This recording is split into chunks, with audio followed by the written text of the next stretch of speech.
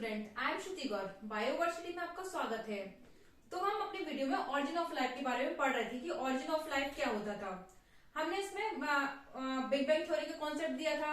हमने देखा था कुछ साइंटिस्ट मान रहे थे कि जो लाइफ का फॉर्मेशन होता है ये बायोजेनेसिस मतलब नॉन लिविंग मैटर से होता था, और कुछ मान रहे थे कि लिविंग मैटर से होता था। जैसे हम अगर थोड़ा सा रिवाइज कर लेते हैं कि हमने क्या पढ़ा था। हमने पढ़ा था बिग बैंग थ्योरी के बारे में। ये थ्योरी क्या थी? बिग बैंग थ्योरी हमने देखा था एक छोटा सा पार्टिकल था, माइन्यूट पार्टिकल था।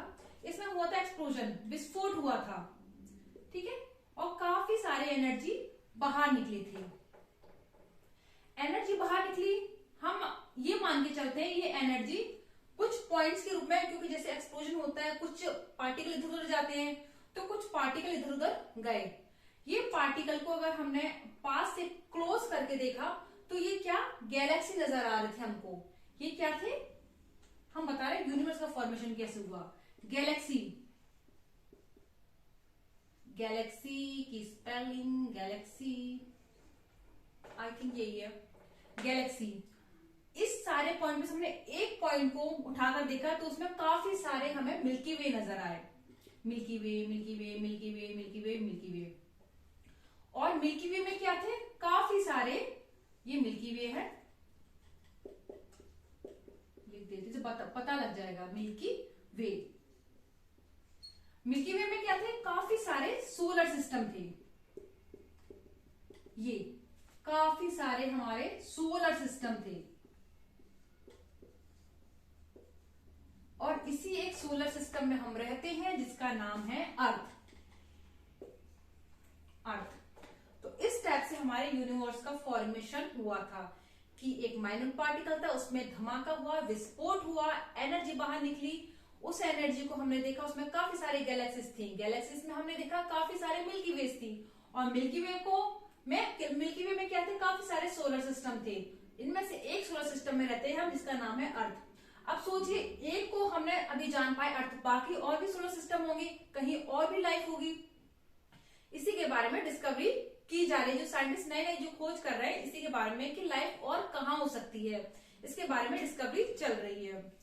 तो हम पढ़ रहे थे अर्थ के बारे में कि अर्थ क्या थी।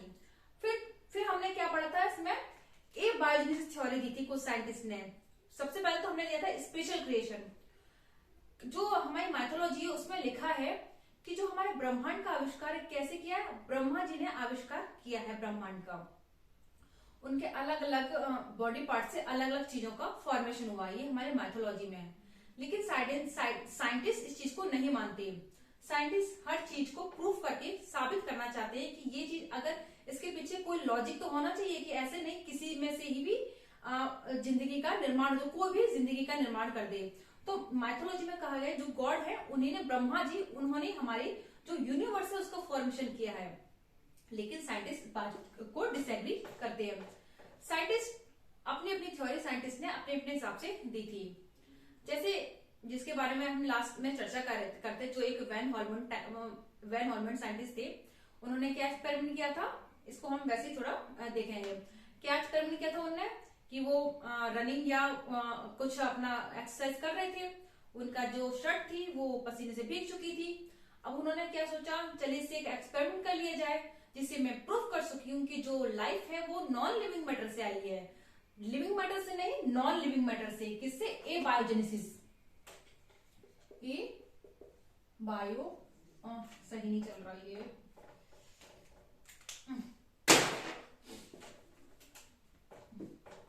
लाइफ कहां से आई है? ए बायोजेनेसिस।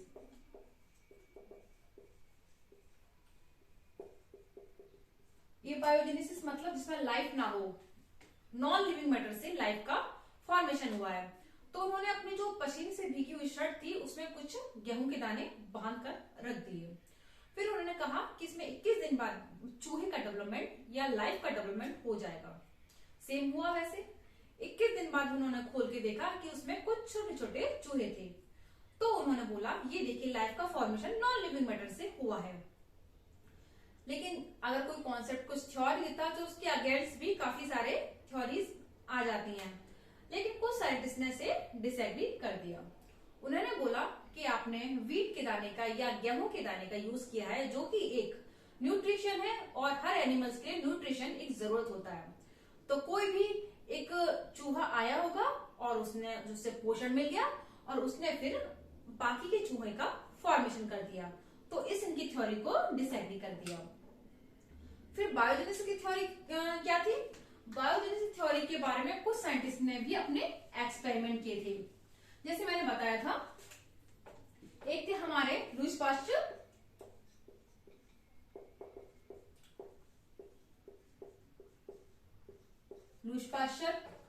इन्होंने क्या कहा था? इन्होंने फ्लास्क लिए थे, जो मैंने शायद पिछले वीडियो में बताया भी था। फ्लास्क लिए थे इन्होंने 2। एक का जो नेक था, उसकी नेक को इन्होंने ऐसे करके एस शेप्ड में कर दिया था। क्यों किया था? ताकि इसमें से बाहर का कोई कांटेक्ट ना हो, कोई भी मतलब इन्वायरमेंट का कोई भी कांटेक्ट ना हो, कोई भी मतलब इसे लिविंग मैटर इसे टच ना कर पाए। इसको इन्होंने ऐसे एस शेप्ड में कर दिया। अब इसमें फ्लास्क में इन्होंने यीस्ट का घोल डाला। अब इन्होंने क्या किया, इसको अच्छे से जैसे देख रहे हैं एस शेप में कर दिया था, ताकि कोई बाहरी कांटेक्ट ना हो। इन्होंने इसे बॉईल किया था। बॉईल करने के बाद इन्होंने देखा कि इसमें जैसा था, जैसे हमने रखा था वैसे ही है, इसमें कुछ भी डेवलपमेंट नहीं हुआ है। कुछ भी डेवलप, कोई भी माइक्रो मतलब बैक्टीरिया, वायरस, किसी का भी फॉर्मेशन हुआ नहीं है। फिर उन्होंने क्या किया, इसी फ्लास्क को क्या किया, इसकी जो नेक हो उसको यहां से इन्होंने ब्रेक कर दिया। ठीक है, ब्रेक कर दिया था। सेम चीज यीस्ट का इन्होंने घोल डाला था, लेकिन इन्होंने ब्रेक किया था। तो ब्रेक करने से क्या हुआ, इसी जो इन्वायरमेंट के कांटेक्ट में ये आ गया। अब इन्वायरमेंट के कांटेक्ट में आया तो इन्होंने देखा कि कुछ दिन बाद इसमें माइक्रो ऑर्गेनिज्म का डेवलपमेंट हो गया। यीस्ट भी एक टाइप का न्यूट्रिशन होता है, ठीक है, ऐसे बना देते हैं। माइक्रो ऑर्गेनिज्म का डेवलपमेंट हो गया। तो इन्होंने कहा अगर लाइफ का फॉर्मेशन नॉन लिविंग मैटर से होना था तो इसमें भी होना था। इसमें ही क्यों हुआ? क्योंकि इसमें कोई बाहरी कांटेक्ट नहीं था, इन्वायरमेंट का कोई भी कांटेक्ट नहीं था, इसलिए इसमें लाइफ का फॉर्मेशन नहीं हुआ था। लेकिन हमने इसकी नेक को तोड़ दिया था, इसलिए इसमें लाइफ का फॉर्मेशन हो गया था। डायग्राम कितने बेकार लग रहा है मेरे। लाइफ का फॉर्मेशन इसमें हो गया। ठीक है, फिर ऐसे एक साइंटिस्ट थे फ्रांसिस्को रेड्डी, इन्होंने भी इसी टाइप का एक्सपेरिमेंट किया। फ्रांसिस्को रेड्डी ने क्या किया था, इन्होंने भी 2 फ्लास्क लिए, आई थिंक कुछ इसी टाइप का इनका एक्सपेरिमेंट। एक फ्लास्क में, दोनों फ्लास्क में इन्होंने मीट रखा हुआ था। एक का जो नेक है उसे टाइटली इन्होंने कवर किया था और एक की नेक को इन्होंने खुला छोड़ दिया था। अब हुआ क्या, जिसको इन्होंने टाइटली कवर हुआ, उससे बाहरी कोई कांटेक्ट नहीं था, उसमें कुछ भी नहीं हुआ। और एक को जिसने थोड़ा सा हल्का मतलब नेट किया या फिर नेट से कवर रखा था, तो उससे बाहरी कांटेक्ट हुआ, मक्खियां आई, मक्खियों ने लार्वा दिए, अंडे दिए और इससे न्यू लाइफ का फॉर्मेशन हुआ। इन्होंने भी अपना सेम कॉन्सेप्ट दिया कि अगर लाइफ का फॉर्मेशन होना था नॉन लिविंग मैटर से तो इसमें होना चाहिए था। इसमें क्यों हुआ?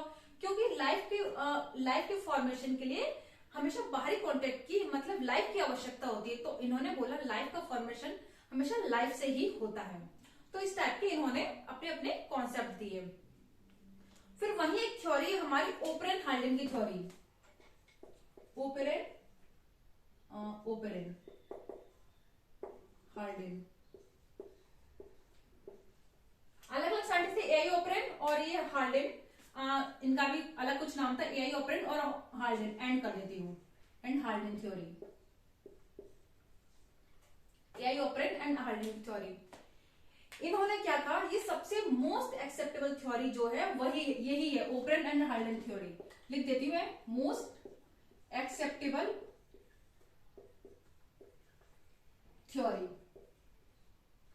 मतलब जो अभी तक जो साइंटिफिक प्रूफ है वो है ओपरेन एंड हार्डिन थ्योरी। लेकिन इन्होंने कहा क्या था, इन्होंने कहा था कि लाइफ का फॉर्मेशन एबायोजेनेसिस से होता है। मतलब पहले जो नॉन लिविंग मैटर होती है उससे एक बार लाइफ का फॉर्मेशन हो जाता है, फिर बाद में उसी बायोजेनेसिस उसी लाइफ से फिर लाइफ का फॉर्मेशन होता रहता है। इन्होंने हर बार लाइफ का फॉर्मेशन हमेशा नॉन लिविंग मैटर से ही होता है। इन्होंने बोला था एक बार नॉन लिविंग मैटर से लाइफ का फॉर्मेशन हो गया और सेल जब उसमें आ गई, ग्रोथ आ गई, उसमें लाइफ आ गई, फिर इसी सेल से, इसी लाइफ से दूसरी लाइफ का फॉर्मेशन होगा। तो इन्होंने बोला फर्स्टली, क्या बोला इन्होंने, पहले एबायोजेनेसिस से लाइफ का फॉर्मेशन होता है सबसे पहले, ठीक है, उसके बाद में बायोजेनेसिस। लेकिन हमने पहले तो उसमें इनकार किया था कि एबायोजेनेसिस से लाइफ का फॉर्मेशन होता ही नहीं है, उनकी थ्योरी को तो डिसएग्री कर दिया था। लेकिन इनकी थ्योरी को क्यों इतना साइंटिफिक मोस्ट एक्सेप्टेबल थ्योरी माना जा रहा है? क्यों? क्योंकि इन्होंने पूरा अपना प्रॉपर एक एक्सपेरिमेंट किया था जो सभी साइंटिस्ट ने माना था। वो एक्सपेरिमेंट क्या था मैं बताऊंगी। और इन्होंने क्या कहा था, इन्होंने ये नहीं बोला था कि हर बार लाइफ का फॉर्मेशन नॉन लिविंग मैटर से होगा। इन्होंने बोला जब सबसे पहले जो लाइफ का फॉर्मेशन होगा नॉन लिविंग मैटर एबायोजेनेसिस से होगा, फिर जब उसमें सेल का डेवलपमेंट हो जाएगा, लाइफ आ जाएगी, फिर उसी लाइफ से आगे की और लाइफ का फॉर्मेशन होगा। ये बोला था ऑपरेन एंड हार्डेन थ्योरी में। अब इन्होंने क्या कहा, बड़े ध्यान से समझना, कि जो पहले हमारी अर्थ थी, अर्थ पता ही जब मैंने बता रही थी, थोड़ा सा मैं बताया था पहले प्रीवियस चैप्टर में, प्रीवियस टॉपिक में, कि जो अर्थ थी हमारी कैसी थी। अगर हम कहीं कहीं अलग लिखा है, जैसे ये हमारा सन है, सन पे कोई, ये सन है हमारा, ठीक है, सन पे कोई एक मीटेरोइड आके टकराया, आके टकराया सन में, इसका एक टुकड़ा अलग हुआ, ठीक है, जिसको हमने नाम दिया था अर्थ। अर्थ नाम दिया। अब ये अर्थ बहुत तेज स्पिन कर रही थी, घूम रही थी, पृथ्वी अभी भी घूमती, चक्कर लगाती है, इतनी तेज घूम रही थी कि इसमें 1 घंटे का 1 दिन होता था। अभी 24 घंटे का होता है, इसमें 1 घंटे का 1 दिन होता था, क्योंकि बहुत तेज घूम रही थी। कोई भी एलिमेंट इसमें स्टेबल नहीं थी, सारे घूम रहे थे, सारे गैसेस फॉर्म में, तो कोई भी स्टेबल नहीं थी। तो ये अर्थ थी हमारी। और अर्थ कैसी थी हमारी, बिल्कुल गर्म थी, डायरेक्ट सन की जो रेस आ रही थी वो इसमें एंटर कर रही थी। और ये अर्थ हमारी कुछ हम ऐसे बना देते हैं, ठीक है, इस टाइप की हमारी अर्थ थी, काफी गर्म थी, क्योंकि वॉल्केनो, जैसे यहाँ पे वॉल्केनो कुछ बना देती हूँ इस टाइप का, ये टाइप का बना देती, वॉल्केनो इरप्शन हो रहा था, ये वॉल्केनो इरप्शन हो रहा था, हीट आ रही थी, गैसेस थी, तो ये अर्थ काफी गर्म थी हमारी। हम ऑपरेंट हार्डेन थ्योरी के बारे में बात कर रहे हैं कि उन्होंने कैसे बोला था कि एबायोजेनेसिस से लाइफ का फॉर्मेशन हो रहा है, तो हम उस थ्योरी पर चल रहे हैं, ठीक है, कैसे हम बता रहे हैं एबायोजेनेसिस से कैसे अब लाइफ का फॉर्मेशन होगा, ठीक है। तो ये जो हमारी अर्थ थी काफी गर्म थी, है ना, सनरेज पड़ रही थी, वॉल्केनो इरप्शन हो रहा था, काफी सारी गैसेस थी, मतलब काफी वॉल्केनो इरप्शन बहुत जल्दी होता था, हर सेकंड में बोला जाए, हम बोल सकते हैं हर सेकंड में वॉल्केनो इरप्शन हो रहा था, इसमें काफी गैसेस निकलती, मतलब गैस, वो जो पृथ्वी थी एकदम गर्म गैस का गोला था, बहुत ही हॉट थी, बहुत ही गर्म थी, ठीक है। और इसमें जो इसका कोर था वो काफी मोल्टन था, इसे हमने नाम दिया था मैग्मा। आई थिंक विजिबल नहीं है ये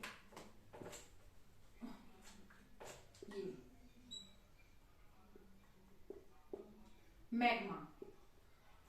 इसमें जो हैवी मेटल्स थे ना, इसमें कोर में आ गए थे। कौन कौन से हैवी मेटल्स थे, जैसे मैं यहां लिख देती हूँ, कैल्शियम था, कॉपर था, जिंक था, जिंक का साइन बना देती हूँ Zn, कैल्शियम, कॉपर, जिंक, ये हैवी मेटल्स के कोर में थे, और जो लाइट मेटल्स थे इसके आसपास थे, तो काफी हैवी मेटल्स थे। अब हुआ क्या, अब जानते हैं कि इसमें वॉल्केनो इरप्शन हो रहा था, हर सेकंड में वॉल्केनो इरप्शन होता था, वाटर का कोई सवाल ही नहीं था, लाइफ ही नहीं थी, वाटर नहीं था इसमें। लेकिन जो वाटर था वो वेपर के फॉर्म में था, वाटर वेपर, लेकिन वाटर वेपर में था, लेकिन ये जैसे ही अगर आता था तो ये लिक्विड फॉर्म में आ ही नहीं पाता था, क्योंकि काफी गर्म थी, तो लिक्विड फॉर्म में आ ही नहीं पा रहा था ये। तो काफी बिलियन ईयर तक ऐसा ही चलता रहा, वॉल्केनो का इरप्शन होता रहा, गैसेस आती रही, हीट डायरेक्ट पड़ती रही। लेकिन कुछ बिलियन ईयर्स, कुछ अगर मैं बोला, हाँ, कुछ बिलियन ईयर्स बाद क्या हुआ, धीरे धीरे ये पृथ्वी क्या घूमते घूमते घूमते घूमते इससे दूर जाती गई सन से। कोई चीज घूम रही है तो वो हर दिशा में जा सकती है, तो ये घूमते घूमते ये इससे दूर जाती गई। ठीक है, अब क्या हुआ था, हीट भी कम पड़ रही थी और बिलियन ईयर्स बाद वॉल्केनो इरप्शन भी कम हो गया था। मतलब धीरे धीरे पृथ्वी हमारी नॉर्मल कंडीशन में आना शुरू हो रही थी।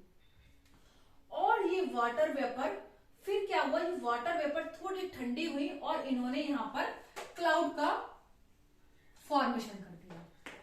क्लाउड का फॉर्मेशन हो गया। ये ऐसा नहीं सडनली हुआ, काफी बिलियन ईयर लग गए थे इसे, क्योंकि घूमते घूमते पृथ्वी पहले सूर्य से दूर गई है, फिर ये वाटर वेपर ठंडी हुई है, इन्होंने क्लाउड का फॉर्मेशन किया।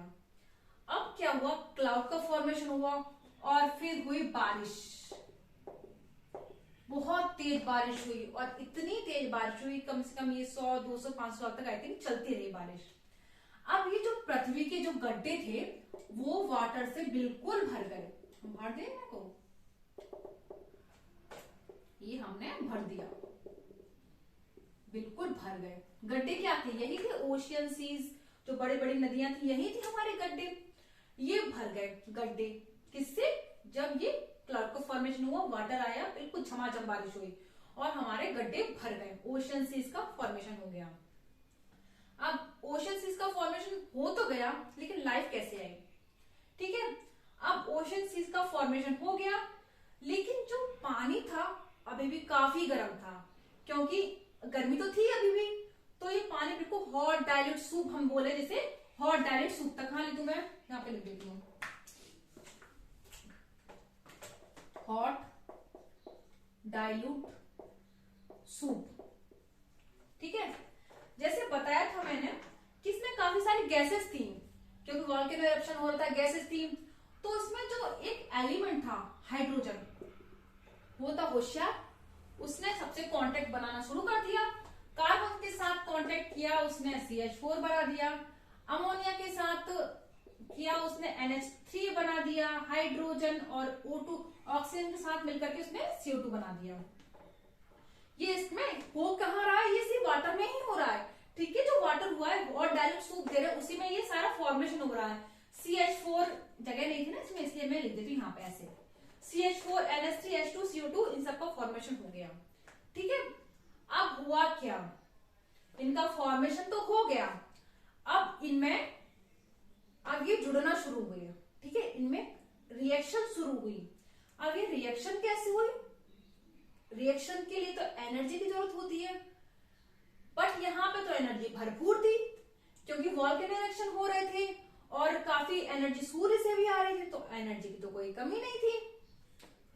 तो यहीं पे लिख देती हूँ मैं, एनर्जी की मदद से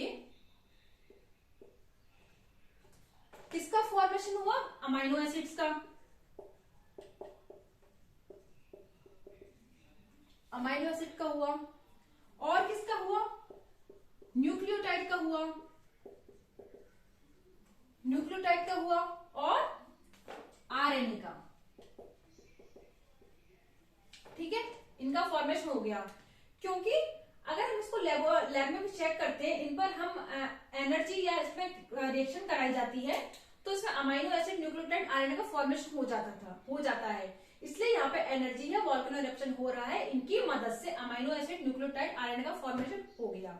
ठीक है, अब क्या हुआ, अमाइनो एसिड से जब आई थिंक 20 अमाइनो एसिड सब जुड़ते हैं एक चेन, मतलब प्रोटीन का फॉर्मेशन होता है। ठीक है, इससे हुआ प्रोटीन का फॉर्मेशन। ठीक है, प्रोटीन का फॉर्मेशन हो गया हमारा।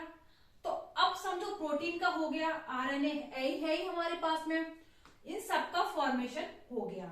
तो अगर सबसे पहले बोला जाए तो किसका फॉर्मेशन हुआ, सबसे पहले अमाइनो एसिड का,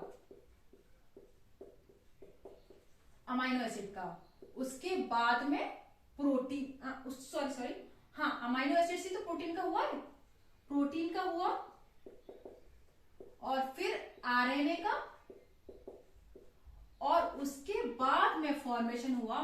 सारी चीजें मिल गई, RNA भी आ गया, तो आगे फर्स्ट सेल ऑफ लाइफ, जिसे हम बोलते हैं प्रोटोबायोन्स। इसे साफ कर देती हूं मैं, प्रोटोबायोन्स। बायोन्स, प्रोटोबायोन्स, और फिर आके पूरी सेल का फॉर्मेशन हो गया। अब ये प्रोटोबायोन्स क्या है?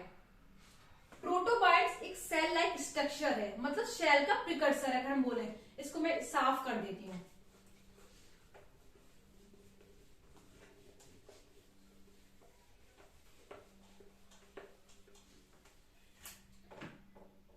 प्रिकर्सर प्रोटोबायोन्स क्या है?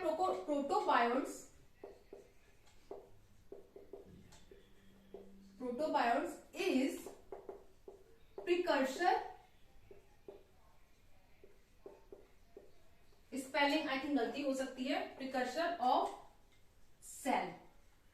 ठीक है, मतलब ये सेल की तरह ही दिखती थी, ये इसका प्रिकर्सर थी सेल का, प्रोटोबायोन्ट्स। अब हम लाइफ का फॉर्मेशन करने वाले हैं। ठीक है, अब ये जो प्रोटोबायोन्ट्स थे, टू टाइप के थे। एक को हमने नाम दिया कोएसर्वेट, कोएसर्वेट्स। ये ध्यान रखा, हमारा अमाइनो एसिड, न्यूक्लियोटाइड, आरएनए का फॉर्मेशन हो चुका है, बिल्कुल सेल बिल्कुल तैयार है, मतलब हम सेल के प्रिकर्सर फॉर्म में आ गए, प्रोटोबायोन्ट्स में आ गए हैं। कोएसर्वेट, और दूसरे को नाम दिया हमने माइक्रोस्फीयर, माइक्रोस्फीयर। अब कोएसर्वेट क्या है? कोएसर्वेट जैसे हम, ये वाटर है, वाटर में हमने घोल दिया प्रोटीन एंड कार्बोहाइड्रेट, मैं ऐसे लिख देती हूँ P+C। ठीक है, प्रोटीन प्लस कार्बोहाइड्रेट घोल दिया हमने, किसमें? हम कोएसर्वेट्स के लिए बात करो, मैं इसके नीचे लिख देती हूँ जिससे सिंपल हो जाएगा। ठीक है, ये कोएसर्वेट्स के बारे में हम यहाँ बना रहे हैं।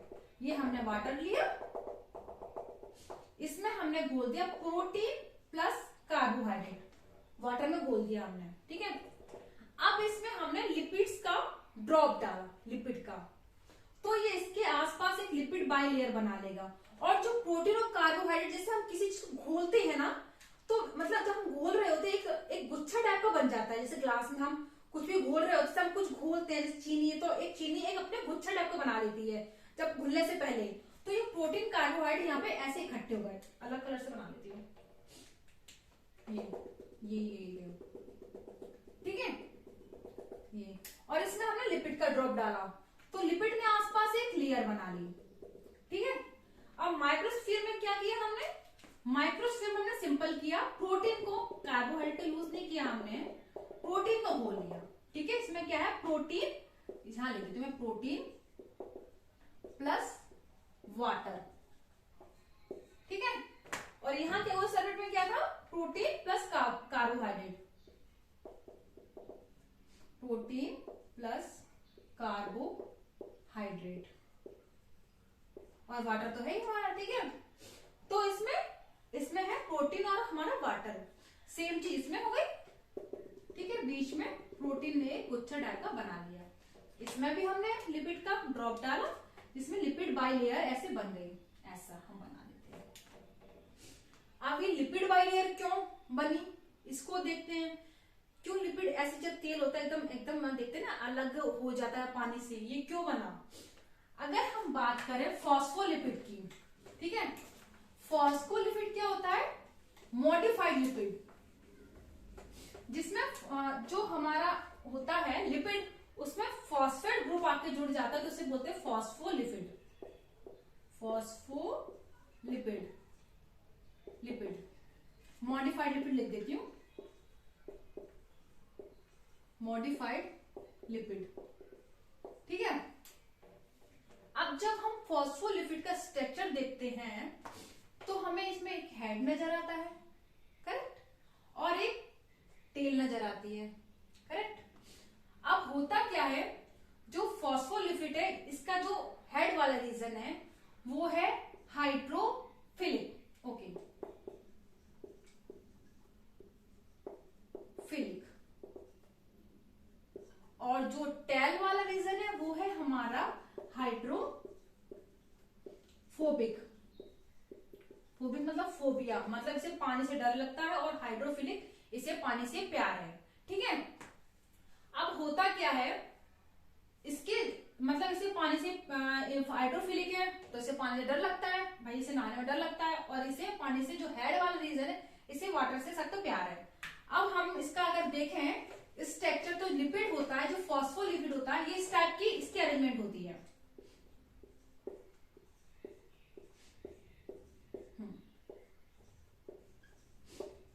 ये अब जब वाटर आता है, ऐसे वाटर ऊपर से गुजारेंगे तो इसका जो लेग रीजन है बिल्कुल सेफ रहता है, और जो हेड रीजन है वो अपने आसपास एक लिपिड बाई लेयर बना लेता है। इसलिए लिपिड बाई लेयर बनती है क्योंकि जो लिपिड का जो फॉस्फेट जो ग्रुप होता है उसमें जो हेड रीजन होता है वो हाइड्रोफिलिक होता है और टेल रीजन होता है वो हाइड्रोफोबिक होता है। इसलिए जब पानी इसमें डाला जाता है तो वो एक लिपिड बाई लेयर क्रिएट कर लेता है, एक अपने आसपास एक लेयर बना प्रोटेक्ट करता है अपने जो लेग रीजन को वाटर से प्रोटेक्ट करता है। ठीक है, तो ये अब ये हो गया हमारा। तो अब इसमें अगर हम आरएनए का डाल दें, जैसे हमारे अमीनो एसिड न्यूक्लियोटाइड इनका फॉर्मेशन हो गया था, आरएनए था ही, तो सेल के लिए चाहिए क्या, न्यूक्लियोटाइड अमीनो एसिड। तो अब हमारी इससे सेल का फॉर्मेशन हो गया, फॉर्मेशन ऑफ सेल। अगर इसमें आरएनए का और पड़ जाए तो फॉर्मेशन ऑफ सेल, तो ये हो गया हमारे सेल का फॉर्मेशन। कहां से हमने शुरू किया था, गैसेस फॉर्म से, एबायोजेनेसिस से हमने शुरू किया था, और रिएक्शन होते होते आरएनए पढ़ते पढ़ते सेल का फॉर्मेशन हो गया। और अब जो भी जनरेशन, जो भी लाइफ का फॉर्मेशन होगा इसी सेल से होगा, वापस से गैसेस फॉर्म से नहीं होगा कि हर लाइफ उससे गैसेस फॉर्म से जनरेट हो रही है। एक बार लाइफ एबायोजेनेसिस से जनरेट हो गई, उसके बाद में जो जनरेशन होगा वो इसी सेल से होगा। तो ये हमने कोएसर्वेट्स के बारे में देख लिया, हमने देख लिया माइक्रोस्फीयर। कोएसर्वेट क्या था, लिपिड और प्रोटीन और कार्बोहाइड्रेट को वाटर में घोल करके उसमें लिपिड की ड्रॉप डाल दो और फिर उसमें एक लिपिड बाई लेयर बना लेती है, और इसमें अगर हम आरएनए पड़ जाए तो बस सेल का फॉर्मेशन हो जाता है। इसी से फिर पूरी सेल का निर्माण हो गया, न्यूक्लियोटाइड अमीनो एसिड का फॉर्मेशन हो चुका था, और ये जो सिंपल क्या कहते हैं सिंपल ग्रुप कॉम्प्लेक्स में बदल गए। तो अब हुआ क्या, लाइफ का फॉर्मेशन हो गया, सेल का फॉर्मेशन हो गया। अब जो लाइफ का फॉर्मेशन होगा इसी सेल से होगा, वापस से गैसेस फॉर्म से नहीं होगा। तो हम पढ़ चुके ओपरेन हाल्डेन की थ्योरी को, कि ओपरेन हाल्डेन ने क्या बताया कि लाइफ का फॉर्मेशन होता है एबायोजेनेसिस से एक बार होने के बाद में, फिर जो एक बार लाइफ का फॉर्मेशन हुआ तो उसी लाइफ से फिर हर बार लाइफ का फॉर्मेशन हो जाएगा। तो ये है हमारी ओपरेन एंड हाल्डेन थ्योरी, जिसे हम कंप्लीट कर चुके हैं। अब इसको इन्होंने दे तो दिया था ओपरेन हाल्डेन थ्योरी को, अब ये पूरी तरीके एक्सेप्ट कैसे की, इसे फिर लैब में टेस्ट किया गया था। जो मिलर एंड यूरे है ना, उन्होंने इसी थ्योरी को, इसी जो इन्होंने ये बताया था अपने एक्सपेरिमेंट, इसको ग्रुप में इसे अपने लैब में टेस्ट किया, उसके बाद में ये यूनिवर्सली एक्सेप्टेबल थ्योरी बनी। कौन सी, ओपरेन एंड हाल्डेन थ्योरी। तो मिलर एंड यूरे के एक्सपेरिमेंट को हम अपने नेक्स्ट वीडियो में समझते हुए चलेंगे। तो आज हमने पढ़ ली अपने ओपरेन एंड हाल्डेन की थ्योरी, कैसे उन्होंने एबायोजेनेसिस से लाइफ का फॉर्मेशन करवाया या उसके पूरे कॉन्सेप्ट को दिया। तो अगर आपके कोई भी डाउट्स हैं, और एक चीज जो डार्विन ने डार्विन ऑरिजिन ऑफ लाइफ के बारे में नहीं, ऑरिजिन ऑफ स्पीसीज के बारे में बताया था। जब एक बार लाइफ का फॉर्मेशन हो गया फिर उसमें स्पीसीज कैसे आई, ये थ्योरी को बताया था किसने, डार्विन ने। नेचुरल सिलेक्शन की थ्योरी दी थी उन्होंने, और ऑरिजिन उन्होंने कॉन्सेप्ट दिया था ऑरिजिन ऑफ लाइफ का, डार्विन ने, सॉरी ऑरिजिन ऑफ स्पीसीज का डार्विन ने कॉन्सेप्ट दिया था, ना कि ऑरिजिन ऑफ लाइफ का। तो कभी भी कंफ्यूज ना होइए कि origin of life, origin of species. Origin of life के बारे में तो सारे साइंटिस्ट ने अपने पूरे एक्सपेरिमेंट किए, कैसे लाइफ का फॉर्मेशन हुआ। तो एक बार इस कॉन्सेप्ट को मान लिया गया कि हाँ इसी से लाइफ का फॉर्मेशन हुआ है, फिर आगे हमारी बात हुई थी ऑरिजिन ऑफ स्पीसीज के बारे में, कि अब स्पीसीज का फॉर्मेशन हुआ कैसे हुआ, तो उसको क्लियर किया था डार्विन ने। तो जब हम ऑरिजिन ऑफ स्पीसीज के बारे में पढ़ेंगे तो हम डार्विन थ्योरी को लेकर के चलेंगे, और लेमार्क ने भी दिया था, इनको हम कंप्लीट क्लियर करते हुए चलेंगे। तो आई थिंक इसमें डिफरेंशिएट, इसमें जो आपके डाउट्स होंगे क्लियर होंगे ऑरिजिन ऑफ स्पीसीज के बारे में और ऑरिजिन ऑफ लाइफ के बारे में, कि डार्विन ने अपनी ऑरिजिन ऑफ स्पीसीज थ्योरीज दी थी। तो अगर आपके अभी भी कोई डाउट्स हैं तो प्लीज कमेंट बॉक्स में जरूर कमेंट करके बताइएगा। तो अगर आपको ये वीडियो अच्छा लगता है तो please like, share and subscribe कीजिए, और प्लीज इस बेल आइकन को हिट कीजिए। Thank you.